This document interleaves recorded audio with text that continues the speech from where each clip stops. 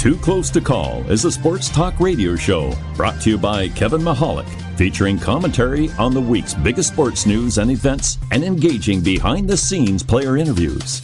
While specializing in Philadelphia sports, Too Close to Call will also discuss issues and events happening on a national scale. Too Close to Call airs Tuesday from 1 to 2 p.m. and Saturday and Sunday from 8 to 9 a.m. It's been a long day without you, my friend, and I'll tell you all about it when I see you again. We've come a long way from where we began. Oh, I'll tell you all about it when I see you again. When I see you again. Damn, who knew? All the planes we flew, good things we've been through, that I'll be standing right here talking to you about another path. I know we love to hit the road and laugh, but something told me that it wouldn't last. Had to switch up, look at things different, see the bigger picture. Those were the days, hard work forever pays. Now I see you in a better place. How can we not talk about... Aloha, everybody out there. What's going on? It's Kevin Mahalik, your host, as always, Too Close to Call Sports, here, Usala Media, Usala Radio, or the podcast feed. Wherever you're getting today's audio, I appreciate you guys listening in because obviously the last 24 hours, it's been a tough 24 hours for everybody out there, every sports fan, non-sports fan, just everybody. Feeling this one here a little bit, obviously more than others, and we'll get to all of that, but everybody knows by now Kobe Bryant has passed away in a helicopter crash in Calabasas, California, Sunday, morning. It's been a tough day for sure, and honestly, folks, bear with me through this first segment out there, to be completely honest, because this is the first time I've ever had to do something like this after an instance. Since I've had the podcast and the radio show now for 6 months, a year, wherever you've been listening, however long you've been listening, and really nothing like this has really happened, specifically in the sports world, which is where I live for the most part. Obviously, I touch on culture, pop culture, all this, that, and a third. But, sports being the bread and butter and home base for us here, it's one of those where, obviously, I have to talk about it. I have to give you guys my opinion. We have to discuss it. We have to go through, we don't want to get, I'm stumbling around here already, but just the facts, as people out there kind of want to know what happened. We'll start with the facts. Kobe Bryant and his daughter Gianna, they were 2 of 9 individuals who have passed away in a helicopter crash. As things are coming out here, some of the radio back and forth from the helicopter to the air traffic control, the flight pattern you can now find online because flights are public information, and you can see the altitude and the timing and everything that's going on along those lines. And let's just see here. Basically, you can listen to it if you want, but the helicopter audio reviewed by ESPN indicates a few minutes prior to the crash, the air traffic controller told the pilot he was still too low level for flight following, meaning that he was too low to be picked up on radar due to the mountains, which were obviously right around him. But let's see, the chopper, it went, if you follow the flight pattern, it went up, and there's like a little area where you can fly in between the mountains, and it circled for quite some time, and this has come out just due to visibility with the fog. They were waiting for clearance. Other aircraft were flying over through the area, so they had to circle, and then they got clearance themselves, but due to the fog, they were just too low and couldn't see and couldn't find their way, and it's been coming out that the police, they grounded their 2 helicopters. They typically run when weather allows it. It met the standards below minimum to run a helicopter for the police. So obviously this was a little bit of a dangerous flight to begin with just due to the weather. But, it comes out the helicopter they were using is an expensive, sophisticated helicopter is the words that were used in the articles, meaning it wasn't, a cheap aircraft that couldn't have made its way through this, is the point there. But some of it, flying at 184 miles an hour, descending at 4,000, per 4,000 feet per minute or 45 miles an hour, that's going down. And obviously, everyone is, presumed dead.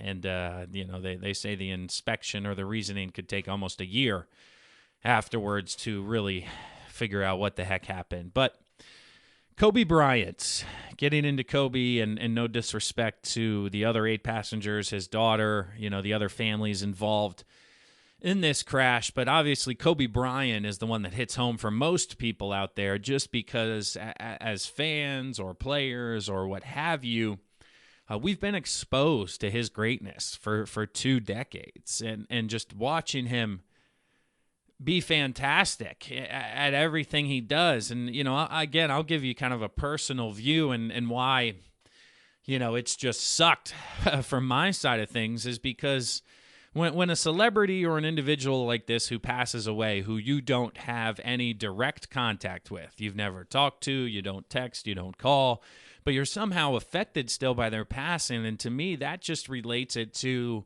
the memories that you attribute to this individual.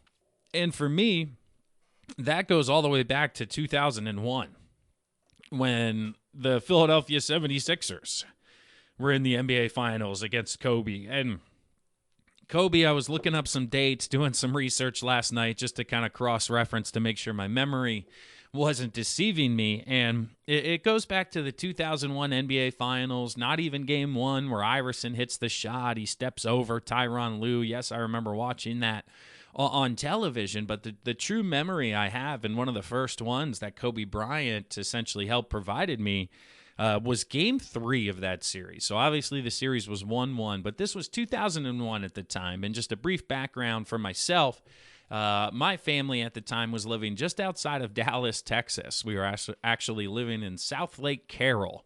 For you high school football followers out there, you know that school district. But the long short of it is our baseball team, the Texas Mad Cats, we were loaded, by the way, back in the day. We had multiple major leaguers on the team, multiple people who made the NFL, like 8 to 10 Division I baseball players.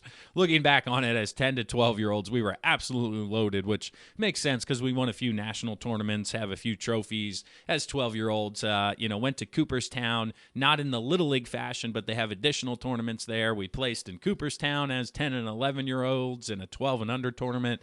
Just a lot of fun. And again, that's the positive memories I have from this time frame and from this 4-year window from 1998 to 2002. And some of the biggest impacts on your life happen because it is middle school time frame. Or, where I'm talking about as a current 31-year-old having this middle school memory of Kobe Bryant and the NBA Finals. And back to Game 3, which took place after I looked it up, it was June 10th, 2001. And the reason I remember this because it was a Sunday night, and the Rangers were playing the Astros on Sunday Night Baseball. And our baseball team, the pre-mentioned Mad Cats, because we won a tournament or a contest or this, that, and the third, there was a group of 10, 12, 14 of us that had suite tickets to Pudge Rodriguez's suite at Texas Rangers Stadium for Sunday Night Baseball. And as a kid who grew up in Philadelphia, I was conflicted at the time because here we are in Pudge Rodriguez's suite. And if you're not familiar with the Texas Rangers Stadium, it is center field is actually where some of the suites are. That big white kind of grandstand, old-timey looking, whatever you want to call it, in center field. Those are actually suites in there. And it was all you can eat, all you can drink, Pudge Rodriguez, inside, outside, all of the above. And the reason I remember this is because, again, it was Game 3. And I spent the first 7 innings of the baseball game. Again, Sunday Night Baseball, 8 o'clock, so it was 7 o'clock locally in Texas Central Time. After looking it up, the NBA game was 7:30, so it was 6:30 local time down there, so that ran 6:30 to 9:30. We walked out. It was the 7th inning after 2.5 hours. I watched the last couple of innings, but the reason I remember it again is because I sat inside in front of the television and watched the entire Game 3. All you can eat, all you can drink. I remember drinking like 4 Coca-Colas that night and being able to drink that many sodas and, watching the game. And it was a great game down the stretch in Philadelphia, first time back. And ultimately Kobe and Shaq down the stretch pulled it out and won that game. Everybody knows they lost game 1 and then won the next 4 to go 15-1 that postseason. And as a middle schooler and a Sixers fan, that was the first team that really got me into basketball and wanting to play basketball. Obviously, Allen Iverson, but watching him go against Kobe, winning back-to-back titles at the time. Obviously, they would go on to win their third another year later, but that's why I was saddened by what happened and Kobe Bryant specifically, because I think Kobe Bryant, I go, Lakers. I remember this series against the Sixers. I remember Game 3 when we were in Pudge Rodriguez's suite watching the game on Sunday night. I remember Texas Stadium going to a restaurant that was open year-round in right field in the upper deck. I forget if it was a TGI Fridays or a Fuddruckers, or it was one of those, and you could go eat there whenever you wanted, whether there was a game or not, and you could look out onto the field and hang out, and we would go there after practice, and the main video game, they had like an arcade area where the kids could play while the adults were hanging out, and the one main game there that I love to this day and haven't been able to see anywhere else or find elsewhere is, I had to look this up. I Googled like Safari arcade game, and it was Sega Jambo Safari. And for those of you who don't know Jambo Safari, it was you were driving around Africa and you were basically corralling loose exotic animals before, PETA or anybody got involved, and you weren't killing them or poaching them. You were actually taking them to a safari or, helping them, blah, blah, blah. I don't know what it was, how they got around it, but basically you drove around in a car. So as 12-year-olds, what we did is one person would drive because the animal would go left, right, as fast as they could, back and forth to try to snap the rope that you had caught them with. If there was too much tension, it would snap, and you weren't able to reel them in a certain amount of time. And if you hit certain segments or pulled in certain animals, you got additional time. And you basically tried to figure out how many animals you could get, how many points you would get. And the game was one person would drive to keep up with this, while the other one would pull on the reel in lever, basically like fishing. You would hold down to reel in, let go, hold down, reel, let go. And based on the tension and the driving, you would, as a team, reel in these animals. And I would play that for hours and hours with my teammates. Looking back on it, some of the individuals I still stay in touch with. Some of them I'm just friends with on Facebook, but still interacting with them. And once again, these memories just come flooding back because of Kobe Bryant. And it's a shame, once again, something like this has to happen. But I know I'm not the only one who thinks Kobe Bryant, they go to a specific memory or a moment in time that in that moment may not have been positive. Obviously, I was pissed off as a 12-year-old that Kobe had just beaten the Sixers, and now the Sixers were down. And basically, it looked like they were going to lose the series at that point.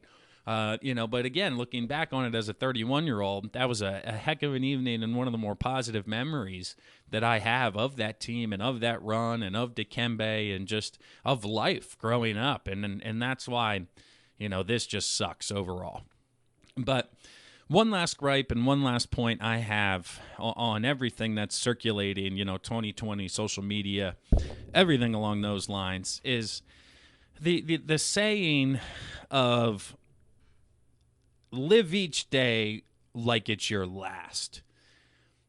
I don't like that saying, and I apologize if I'm going to offend some people here with this segment, but I'll kind of put a bow on it, wrap it up all together in the next couple of minutes, and that's live each day like it's your last. It's too literal. It's too, because if I knew this was my last day, I would get a loan from a bank, go do this, go do that. You would almost be foolish because you would want to do things and experience things before you would pass. So I think this saying or whatever we need to do is somehow, live to be happy, live to enjoy yourself. Like the main point I understand of the saying, live each day like of your last, is that life is short and, prove to be happy. But that's the other issue or back and forth that I have with myself mentally, is that, on one hand, life is short It can be taken away at any time. Seriously, driving down the highway, something could happen. You could get on the helicopter for the 1,000th time and something goes wrong this time, or an airplane, 1 in a million. However it happens, again, we don't know when it's going to happen. So it could happen at any time.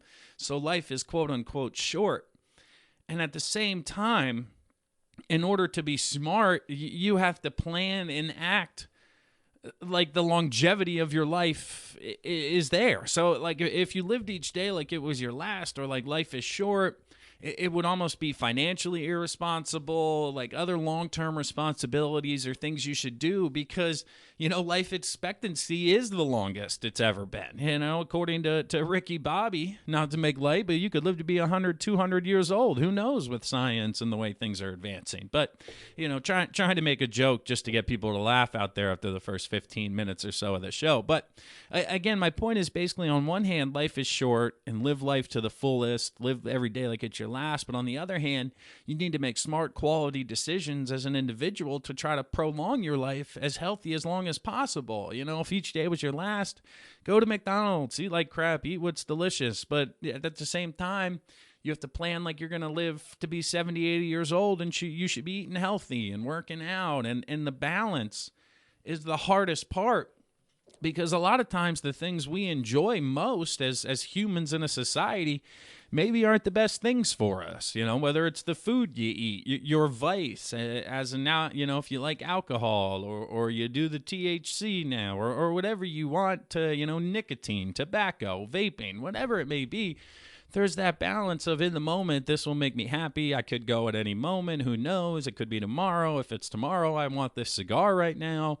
But at the same time, it might not be till I'm 80, so I want to be healthy for my kids and live a fantastic life. I don't want to be sick. I got to be in shape. I got to work out. And it's just, it's a tug of war sometimes mentally, and decisions in the moment of, I enjoy this, let's do it. Live to be, the YOLO. You only live once. Life's not that long. It's short, goes by in a blink, and yet you need to plan financially, health-wise, long-term, and it's just tough. And that's a thing where I think, again, and coming into 2020, it was one of the resolutions I was trying to put together, is to just kind of be happier and truly just be yourself is really what it comes down to, because life is short and it can be taken away at any moment. So what I take away from that is there's no reason to continue to do things that don't bring you happiness. If they bring you happiness and then they're not good for you, yes, that's a discussion over time you need to have, and hopefully you can figure out. But in the short term, if it's not bringing you happiness, whether it's a job or a situation you're in or a roommate or anything along those lines, you can get out of it, you can change it, and you should change it, because there's no sense in going through life not enjoying the day-to-day and just kind of waiting for something to happen, because nothing's just going to happen. You're going to have to make it happen, and that's kind of where I'm at with this podcast, this radio show, all of the above. And again, I excuse me, I've been rambling here almost 20 minutes, and hopefully I've made a good point, and you've smiled at least once, because, just talking about past memories and experiences, hopefully everyone out there was thinking of their own and their own reason why Kobe, brought a smile to your face for your career. But it's a tough day out there for sure. And that's going to wrap up the first segment on Kobe, talking about everything that happened.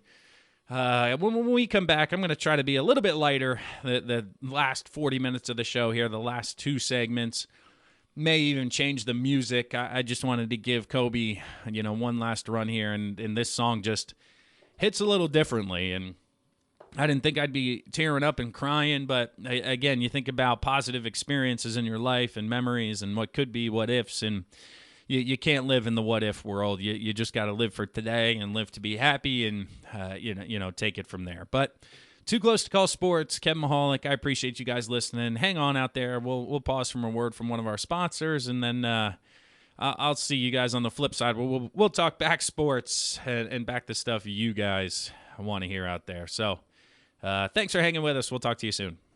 Everything I would do, you were standing there by my side, and now you gon' be with me for the last ride. It's been a long day without you, my friend, and I'll tell you all about it when I see you again.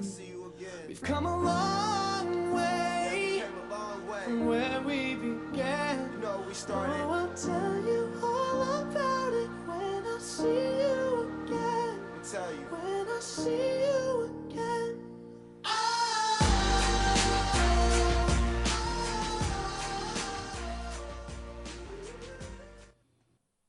Continual quest to be great. That's the Mamba mentality. The lame ones eager for the salary, while I'm focused on the ships in the gallery. Basic minds trapping for the hourly, while we all about that Mamba mentality. Yeah, Mamba mentality. Yeah, Mamba mentality. Yeah, Mamba mentality. While we all about that Mamba mentality.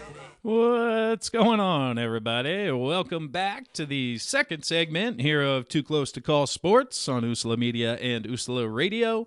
If you're listening on the podcast feed, Apple Podcast, Spotify, Stitcher, Google Play, all of the above, we're available on demand at any time. So if you fall behind, as we're doing 3 shows a week now, you can head there whenever you want. Catch up on the show on demand. Listen at your leisure.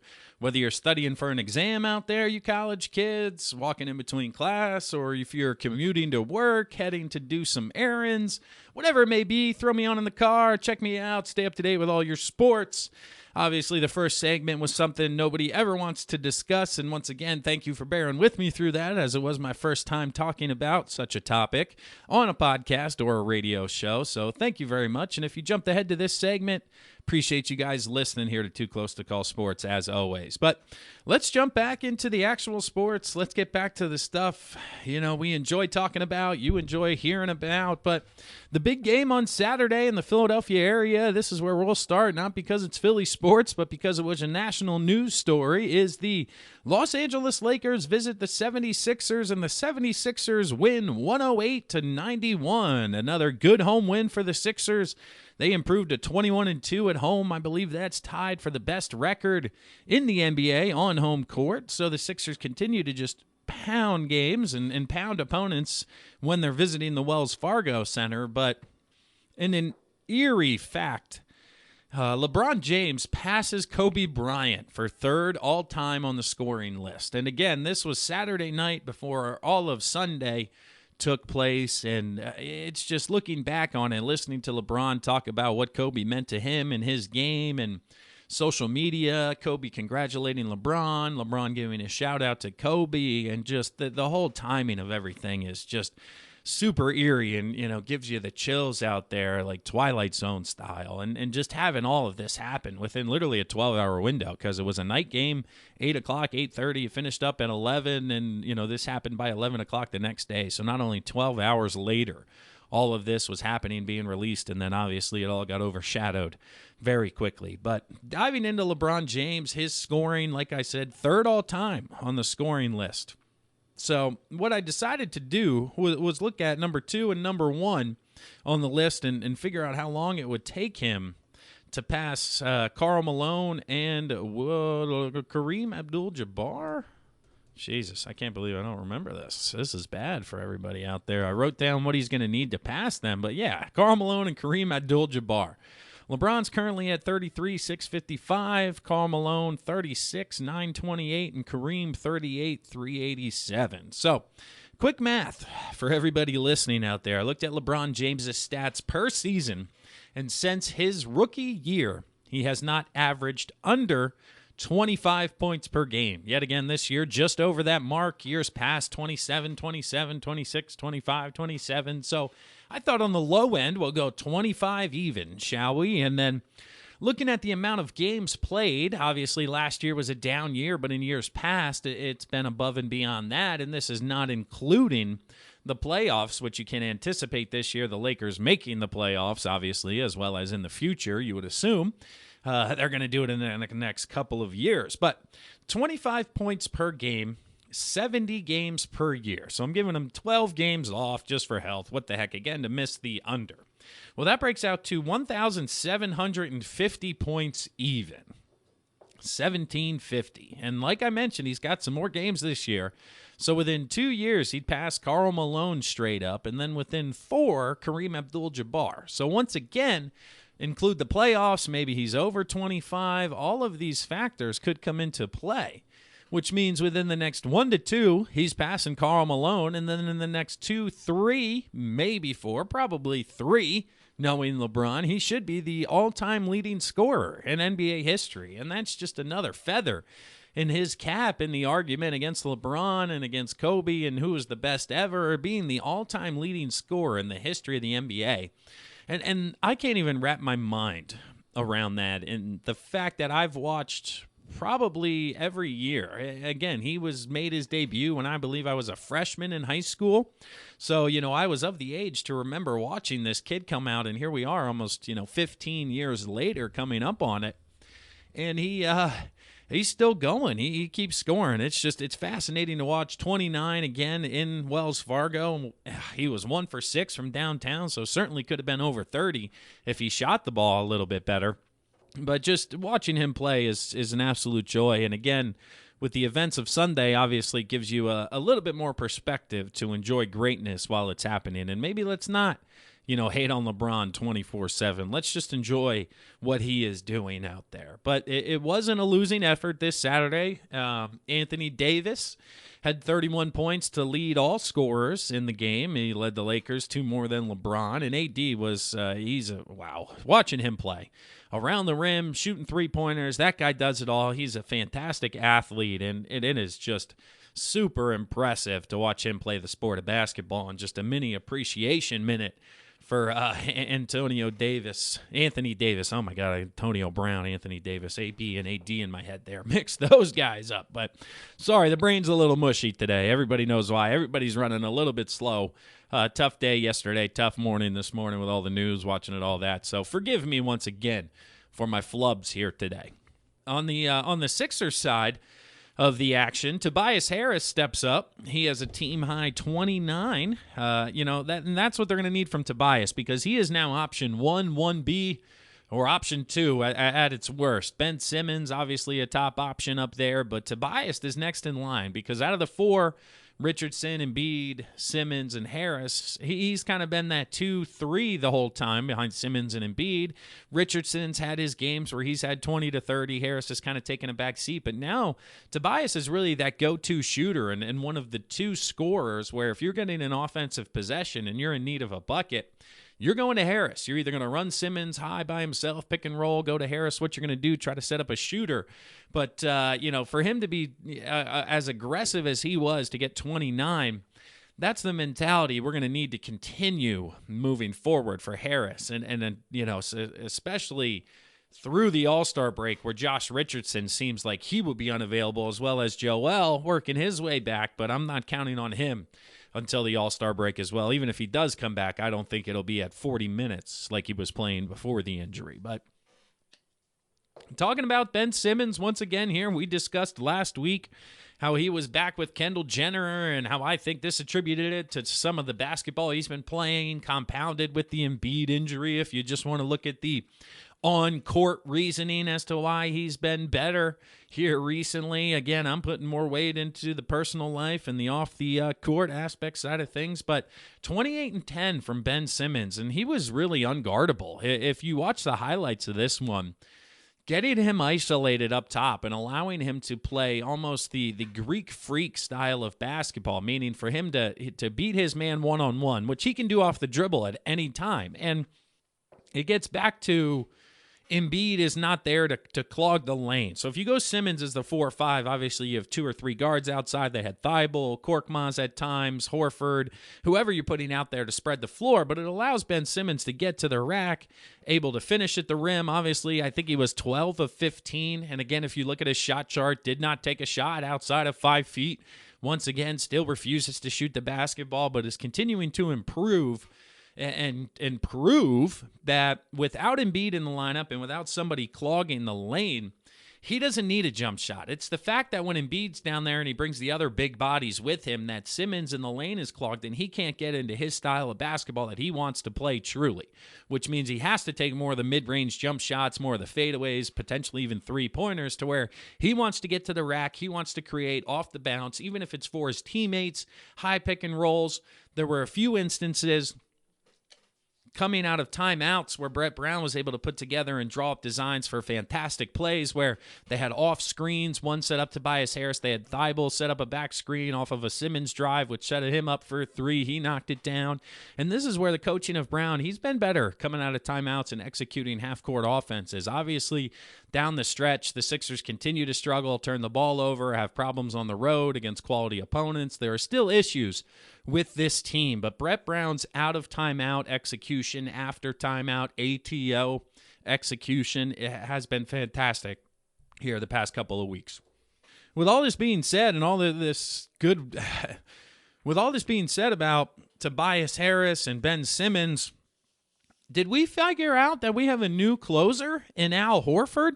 I just let you know Harris had 29, Simmons had 28, and the bell ringer after the game was Al Horford, and he was truly the difference down the stretch, because watching the highlights again after watching the game live, the Lakers made a late push in the fourth quarter, cut it to single digits, 7, I believe, potentially 5 at one point, and Al Horford was the difference down the stretch.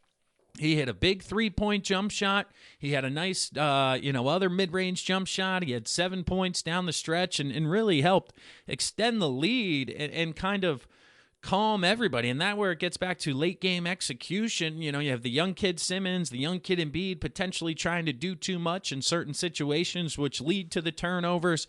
Embiid likes to dribble when it's late in the game to try to set up his shot, when really we should probably continue to be moving the basketball, finding the open man. And that's what happened at this point. They found Al Horford popped out after a pick and pop, a little bit of lackadaisical defense by the Lakers at that instance, and he knocks down a big shot, because he's hit a ton of big shots in his career. The moment is not going to be too big for Al Horford, and it gets back to the conversation around his contract and how he's been kind of underwhelming here for the first few months of the season. But come playoff time, his presence, his steadiness, even if they go down 1-0 or 2-1, him in the locker room, he's going to be able to talk through. We've been like this before. I've been here. It's not a problem. Keep continuing to push this, that, and the third. But I like Al Horford as the closer. I have no problem with the Sixers using him down the stretch specifically to make and take open jump shots, because we've seen him knock those down in the past. And like I said, he does it again here in a big game against the Lakers.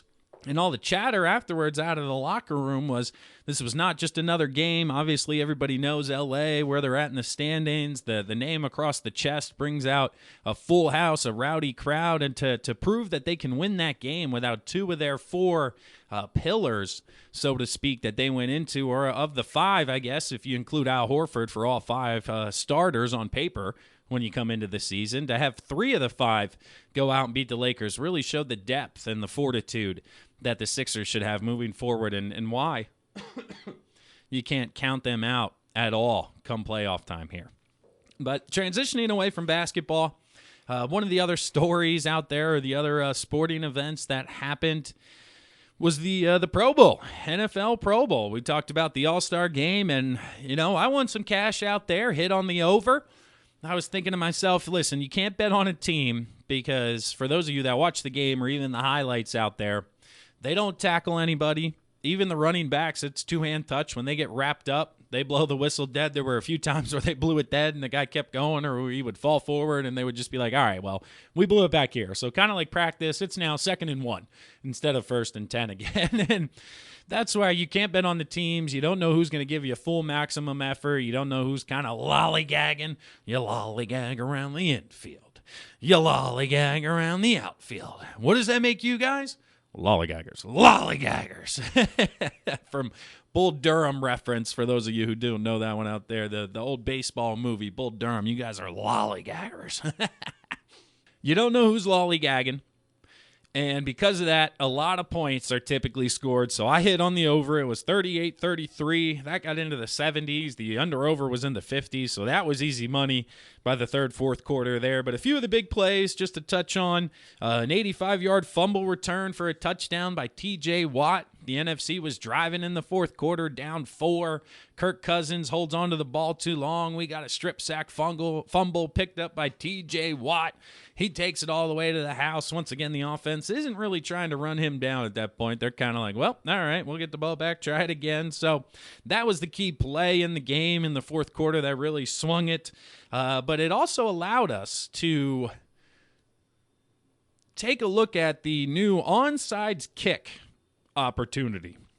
And what I'm talking about, if you don't know, is the NFL decided to test. This was thrown out by the owners in the meetings last year. It did not pass, but they liked it enough to test it in the Pro Bowl, potentially some preseason games moving forward. We'll see how the new CBA agreement plays out. But it was a 4th and 15 from your own 25. And I did some research for you guys out there. I crunched some numbers. I put my math hat on, did some analytics to find out what exactly is going on here. And onside kicks, their percentage of working, I don't know how to best say it, but was 8% success rate. There you go. That's the words I was looking for.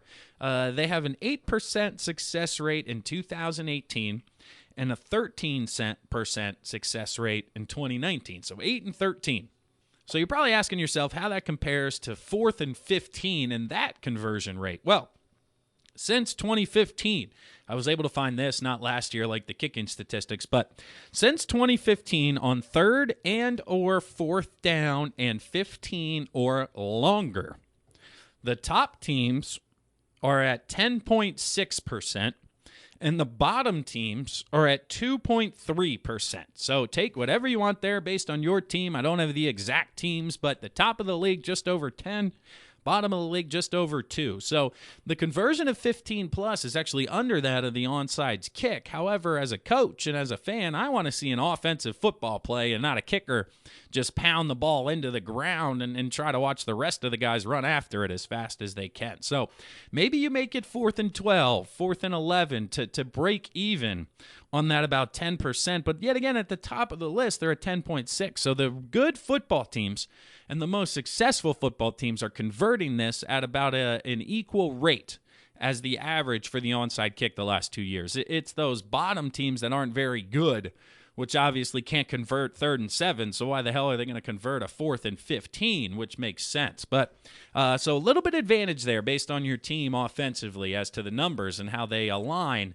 with this new option or new potential that the NFL is looking at. But I like it. I hope the XFL is doing something like that. I believe I read on a few episodes ago some of the rules, and they are indeed doing something very similar. So that'll be interesting to watch, see how many conversions there are, ultimately see if it's something the NFL does want to adopt. And personally, as a fan, I say, what the hell, give it a go. Onside kicks, this game's over. Everybody knows it. Let the offense, give it a shot and try to keep it. But they could do this at any time in the game, too. So if you're right before halftime, 10 seconds left, and you want to keep the ball out of the other team's hands, give it a shot, go ahead. But obviously the other team gets the ball at the 35.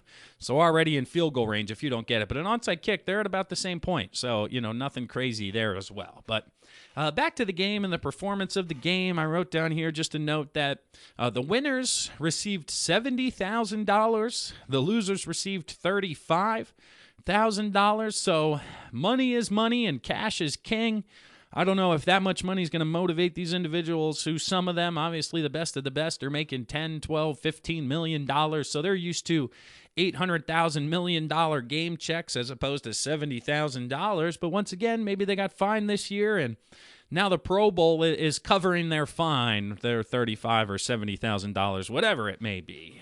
But I don't know. I guess more money, but you only have so much cash to give away for X number of players here. If you look at the end of the day, it's a couple $1,000,000 or probably right around $1 million that's being shoveled out by the NFL on an all-star celebrity style of matchup. Another big play of the game. First of all, I guess Lamar Jackson named the offensive MVP. He had a nice game, played a ton of minutes. But local news story, Fletcher Cox scored a touchdown.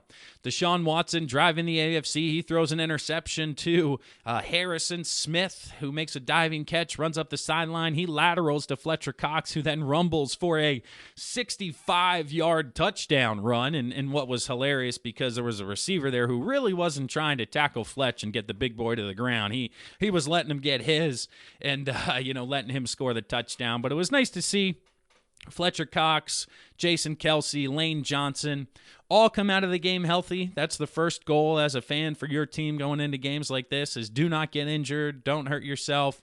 Johnson coming off the ankle, he was able to play, so that meant he would have been available for the Super Bowl. I don't know, whatever. But Kelsey gets out healthy, Johnson does, Fletcher Cox does, so our big uglies up front were able to move on and advance healthy out of this one. But that'll break down this second segment here. Too Close to Call Sports, talking Lakers, Sixers, NFL Pro Bowl. We'll get into Super Bowl talk tomorrow on Tuesday. I don't want to run it too late for you guys next weekend, so we're going to do a big preview of the big game Tuesday live on YouTube, Usala Media on YouTube from 1 to 2 o'clock. We'll talk about all the prop bets, all the actual bets, what's going to happen in the game, the halftime, the anthem, all the good stuff that comes along with the Super Bowl, the big game, and having ourselves some fun. So that wraps up this second segment, Too Close to Call Sports. I am your host, Kevin Mahalik. Do me a favor here. Follow us on all the social media pages, Instagram, Facebook, Twitter, all of the above. We'll pause here one more time from a word from our sponsors, and then we'll catch you on the flip side with the final 20 minutes or so of Too Close to Call Sports. Hang with us. Continual quest to be great. That's the Mamba mentality. The lame ones eager for the salary, while I'm focused on the ships in the gallery. Basic minds trapping for the hourly, while we all about that Mamba mentality. Yeah, Mamba mentality. Yeah, Mamba mentality. Yeah, Mamba mentality. While we all about that Mamba mentality. Continual quest to be great. That's the Mamba mentality. The lame ones eager for the salary, while I'm focused on the ships in the gallery. Basic minds trapping for the hourly, while we all about that Mamba mentality. Yeah, Mamba mentality. Yeah, Mamba mentality. Yeah, Mamba mentality. Welcome back, everyone, to the third and final segment of Too Close to Call Sports here on Usala Media, Usala Radio. If you're listening Monday on the radio, good afternoon, everybody. Winding down another workday here, coming up on 5 o'clock. Thank you for choosing me to get you through the final hour of the workday. If you do shit off at 5, if you just started second shift and you're underway, good morning to you. Thanks for joining us here. We appreciate it. If you're on the podcast, thanks for subscribing. If you're out there listening and you haven't done so, please head to social media, head to Apple iTunes, podcasts, wherever you go. Like, subscribe, rate, review, like, all of the above. Everybody out there knows what's going on. It's 2020. If you're on Facebook, Too Close to Call Podcast, we got a post there blowing up over 200,000 views currently. I think it was 230 last I checked, and it just continues to spread and spread. So like that page, like the post. I appreciate everything everyone's doing out there to spread the good word of Too Close to Call, as well as Usala Media. But third and final segment here, kind of sticking nationally. We'll get into the Philadelphia sports a little bit deeper on tomorrow's episode, touch on everything else going on out there around the world. But for right now, we're going to discuss the NHL All-Star Game. We talked about the NFL All-Star Game, a.k.a. the Pro Bowl, in the last segment, so I figured if we're going to talk about one All-Star Game of the weekend, might as well bring up the other.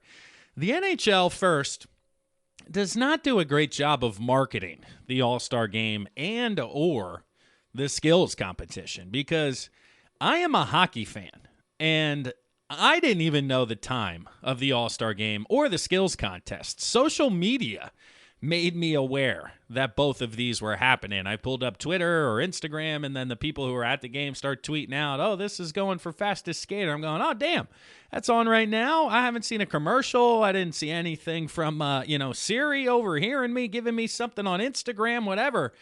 you want to do NHL, but you got to let the people know if you're trying to spread the word of the game and get people to watch, especially the casual fan. I mean, you had a new game where the guys were shooting pucks from the stands into nets, basically, big baskets worth the amount of points.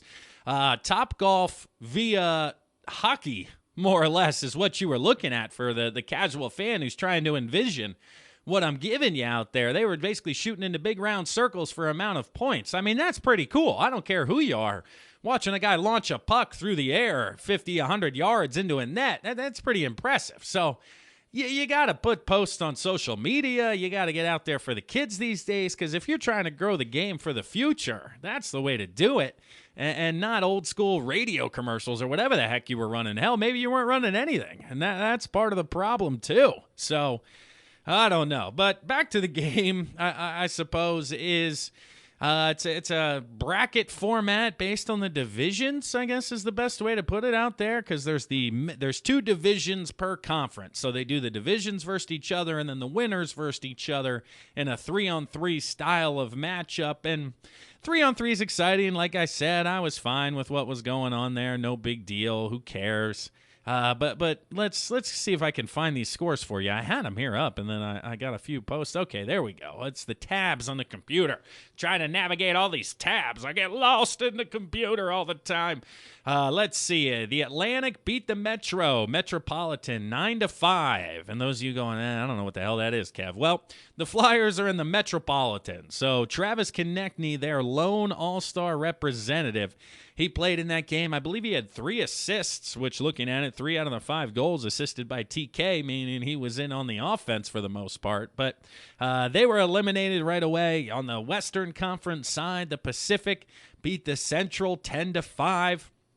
And then ultimately, let's see, I don't even know who the hell won the damn thing. The Pacific, I believe. I don't know what the score was. Those are the previous guys in front of me here. But some of the moments, some of the cool takeaways of the evening watching it were obviously Layla Anderson, the Blues super fan, who was diagnosed, I believe it was, with an immune virus that she's been battling. She's got a Stanley Cup ring. She introduced the Blues.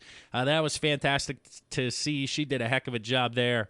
It was very cool. And then the game itself in the Western Conference, Flyers fans, and even myself, I wasn't aware of what the heck's going on between the Flames and Oilers. I guess a Canadian rivalry locally up there, Edmonton and Calgary going at it. But Matthew Tkachuk and Leon Draz, I don't even know how to say his name, Dryazalti, whatever. We'll go with that. We'll go with Leon. So Tkachuk and Leon apparently were going at it earlier this year. Well, they were on the same line for the game, and they tic-tac-toed for an actually very impressive goal. But afterwards, there was no celebration. They didn't get together at all. He went straight to the bench, Tkachuk. And Leon, gave him a big F you. You can read the lips afterwards. He said he was just kidding, and it was all in good fun. But there were words earlier in the year that if they met off the ice, it wasn't going to be pretty, and this, that, and the third. So for them to be on the same team, same unit, if you're a basketball fan, think KD and Westbrook coming together in the All-Star game. That's kind of what happened here. Obviously not on that superstar-ish level, but essentially that was the vibe that was happening. Was, all right, we're playing. But Patrick Kane, he got an earful from the St. Louis Blues fans. Obviously his Chicago Blackhawks, they're not loved in the city of St. Louis. But overall, like I said, the NHL, they got to do a better job of marketing. And I'm an NHL fan, so I'll tune in. I'll say, oh, this was cool. This isn't. I'll click in, out, this, that, and the third. But I didn't even know what was happening. And I knew the Pro Bowl was at 3 o'clock. For damn sure they let me know that at the NFL. So if you're the NHL, you got to put it together. And if you need help in your media or marketing department, I do have a marketing degree from Lehigh University. So I think I could help you out there. If you're buying, let me know. Let me know. But let's see here. We got about 10 minutes left in this episode. One more conversation to have for you guys. This one's really not of importance. It's more of a future conversation. But I was looking at the NFL, watching the Pro Bowl, and they were talking to Drew Brees, who is contemplating retirement this offseason. Even though the last 2 years the Saints have had home field, this year they lost to the Vikings in the 4-6 game. 3-6 game. They lost to the Eagles were the 4-5. So they lost to the Vikings in the 3-6 game, just missed out on a first-round bye. Alvin Kamara, Michael Thomas, all the weapons he has, and he's contemplating retirement because he's getting up there in age, and obviously he's starting to think about his future. And as I was listening to him talk about this and kind of thinking to myself, this offseason, and we've touched on it, but the quarterback carousel is going to be wild in the NFL. And it's going to be a matter of those first dominoes falling. And it is going to be those old quarterbacks potentially retiring, potentially going to new teams that are going to start this entire process in free agency. And it's going to continue throughout the draft. And it will be fascinating to watch that timeline overlap with free agency and the draft. And I'll get to that in a minute or two here. So basically, we'll start at the top. Individual-wise, obviously, you have Drew Brees, you have Tom Brady, you have Dak Prescott. You know, he could be franchise tagged, but he's a top NFL quarterback free agent.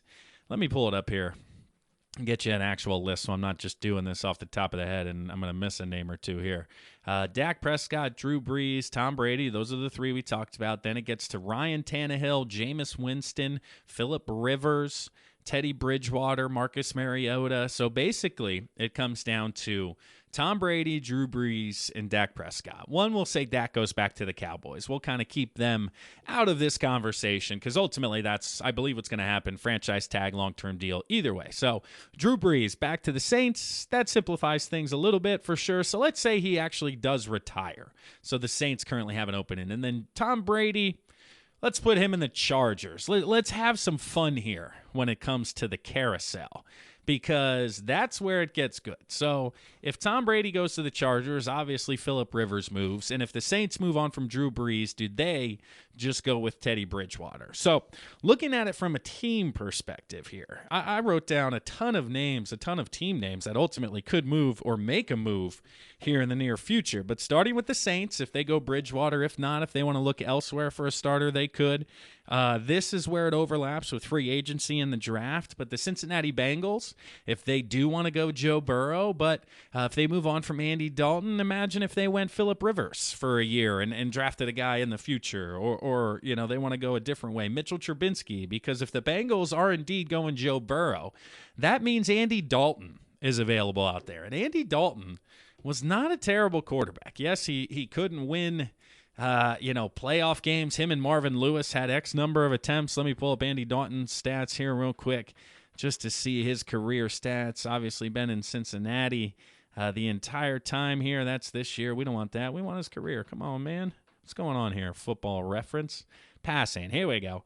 Andy Dalton, 70, 61, and 2. So a winning quarterback in the NFL, Andy Dalton. And if you're, say, the next team I have written down, the Chicago Bears, if you see Andy Dalton become available, you're thinking to yourself, Mitchell Trubisky or Andy Dalton.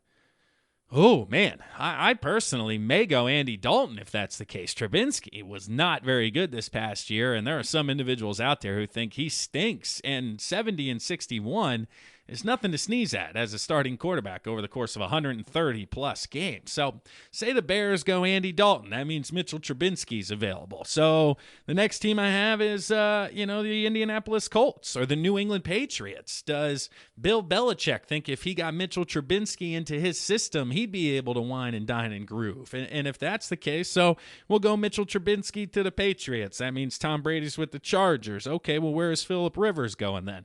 Maybe Phillip Rivers coming to the Indianapolis Colts. He's going to groom Jacoby Brissett or, be the stopgap from when they go to Brissett over to the next quarterback who's coming in. Or potentially Phillip Rivers, he did move back to Florida, so he goes to the Tampa Bay Buccaneers. So we'll put Phillip Rivers in Tampa. There's some tea leaves going there. Put Phillip Rivers in Tampa. Where's Jameis Winston going? Okay, who's paying famous Jameis? The Pittsburgh Steelers, potentially. Big Ben's back another year. Jameis takes a longer term, little more of a deal. However, Jameis maybe goes to Miami. Okay, well, he takes over for Fitzmagic, or are they going Tua at number 5? As that's the overhang. So do they sign Jameis Winston to tutor Tua? I don't think so. So that probably is not going to be the Miami. Does Jameis Winston go to the Carolina Panthers? Joe Brady, Matt Rule with the Carolina Panthers. I have them on here. Do they move on from Cam Newton? Say they do. So they move on from Cam Newton. Jameis Winston goes to Carolina. Cam Newton then to Indianapolis. He goes to Indianapolis, potentially.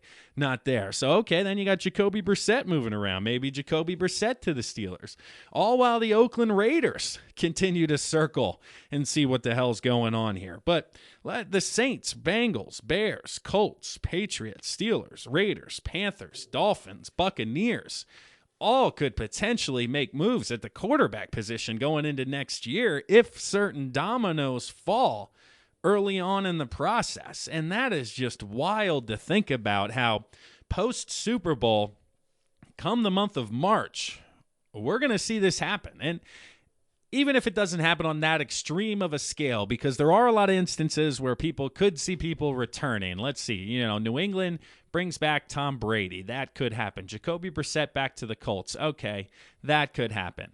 Let's see. In Chicago, they could just bring back Mitchell Trubisky. The Bengals could just take Joe Burrow. The Saints just bring back Drew Brees. Phillip Rivers, he maybe goes to the Bucks or the Dolphins. Who knows? Again, he's in Florida. So if the Bucks move on from Winston, he goes to the Raiders, where John Gruden likes to swing it. And then you just have Derek Carr kind of moving as a backup, and the Panthers just go back with Cam Newton. So there really are two extremes that could happen in this offseason for the NFL. One is, again, 10 quarterbacks changing teams, changing the landscape of the NFL, and ultimately what you think could potentially happen in 2020. Or a lot of people could just run it back. They could just say, hey, age, it doesn't matter. We've had turnover with the coaching staff. We're willing to pay you what you want. I didn't even mention Ryan Tannehill getting thrown in there. Potentially he goes back to Tennessee, right? Tom Brady to Tennessee. Well, then Tannehill to the Chargers. I don't know. There's a lot of potential opportunities here for some chaos when it comes down to ultimately where people are going to end up. And I, for one, am excited to see what happens. And I'm rooting for chaos. Obviously, the Birds sitting this one out is huge. Carson Wentz, he is entrenched. Their I guess, interest will be in the backup quarterback position, truly. Marcus Mariota or somebody like that who may get lost in the shuffle here and could potentially be looking for a backup gig. And not out of the world of possibilities is like a Ryan Fitzpatrick. Again, an old-timer who's been around but knows how to run the offense and can put together a game, maybe two, if Carson Wentz does get dinged up, miss more time next year. Because if you think he's going to play all 20, 16 in the regular season, hell, let's say 19 because they're going to get a bye, I don't know. That seems like a fool's bet there. But thanks for listening today, everybody. I really do appreciate it here at Usula Media, Usula Radio, or Too Close to Call podcasts. This audio is available on demand at all times through Speaker and Apple Podcasts, so check it out if you would. Once again, it's a very tough Monday, everybody out there. The loss of Kobe Bryant really hits home, and then for those of you who are getting up there in age, the older millennials like myself, it's just tough where we're starting to have families, kids of our own, and just thinking about a 13-year-old, now, a mom with 3 girls who don't have a dad. That's where things get really tough, and a conversation, we really just don't want to have. But rest in peace, Kobe. Everybody out there, try to get through it. Try to maintain that Mamba mentality moving forward. Do the best you can. I love you out there. Enjoy Monday. We'll see you guys live tomorrow on YouTube. Thanks for listening, everybody. Kevin Mahalik, Too Close to Call Sports. We'll talk to you soon. Peace. Continual quest to be great. That's the Mamba mentality. The lame ones eager for the salary, while I'm focused on the ships in the gallery. Basic minds trapping for the hourly, while we all about that Mamba mentality. Yeah, Mamba mentality. Yeah, Mamba mentality. Yeah, Mamba mentality. While we all about that Mamba mentality.